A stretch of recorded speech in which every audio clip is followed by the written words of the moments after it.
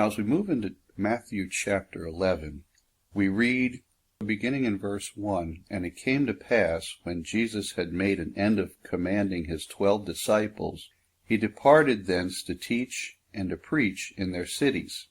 Now when John had heard in the prison the works of Christ, he sent 2 of his disciples, and said unto them, Art thou he that should come, or do we look for another? And of course this is John the Baptist.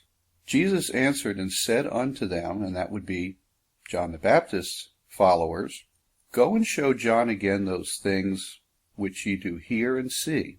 The blind receive their sight, and the lame walk, and the lepers are cleansed, and the deaf hear, and the dead are raised up, and the poor have the gospel preached unto them. And blessed is he whosoever shall not be offended in me." And as they departed, Jesus began to say unto the multitudes concerning John, "What went ye out into the wilderness to see? A reed shaken with the wind? But what went ye out for to see? A man clothed in soft raiment? Behold, they that wear soft clothing are in kings' houses. But what went ye out for to see? A prophet? Yea, I say unto you, and more than a prophet. For this is he of whom it is written, Behold, I send my messenger before thy face, which shall prepare thy way before thee." Now, Jesus is pointing out that John the Baptist is indeed that messenger that was prophesied as the one who would be crying in the wilderness. This was prophesied in the writing of Isaiah, the prophet Isaiah. And even John the Baptist, being shut up in prison by King Herod, is now asking some questions. And he sends his disciples out, and at this time we see that his disciples have clear access in and out of the prison to John. At this time, John is under arrest and John is in prison, but he also has access to people. He has visitors. He has access to people outside of the prison. So he wants to know about the ministry of Jesus, who, as we learn in the Gospel of Luke, is his cousin. And he wants to know, is this indeed the Messiah? Is this indeed the one who was promised? And so Jesus responds back to him according to Old Testament scripture that names or lists some of the things that the Anointed One, which is what Messiah means, that these are some of the things that the Messiah would do. That he would give the blind their sight, that the lame would walk, lepers would be cleansed, deaf would hear, dead would be raised, and the gospel would be preached unto them. And so, with these things being fulfilled, he's answering John's question with scripture that he knows John knows very well. He then moves on to speak of John himself, and then as we continue in verse 11, we continue to read the words of Jesus as he says, "Verily I say unto you, among them that are born of women, there hath not risen a greater than John the Baptist. Notwithstanding, he that is least in the kingdom of heaven is greater than he." Now, John the Baptist is being extolled by Jesus as the greatest prophet ever to have lived, and yet being compared to those that are the least in the kingdom of heaven, John can't even begin to compare.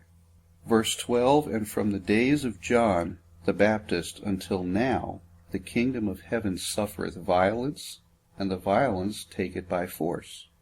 For all the prophets and the law prophesied until John, and if you will receive it, this is Elias, which was for to come." Now this is a very significant reference, because there are those that argue that Elias was to come and that Elias is to come, and they refer this to specifically being the prophet Elijah. Well, in Malachi 4:5, he refers to the fact that Elias or Elijah is yet to come. Jesus here refers to the fact that John the Baptist is in fact this Elijah that is to come. We also learn later that not only is John the Baptist the Elijah to come, but that there is also a future Elijah to come. You see, in Scripture, there are specific names for individuals, and then there are types of individuals. And like Elijah being a powerful messenger, a voice, if you will, crying out in the wilderness, and if you read carefully the history of the prophet Elijah, you'll find out that's exactly the type of prophet he was. John the Baptist was a type of Elijah, crying out in the wilderness, proclaiming that which was to come, proclaiming a warning of that which must be fled from.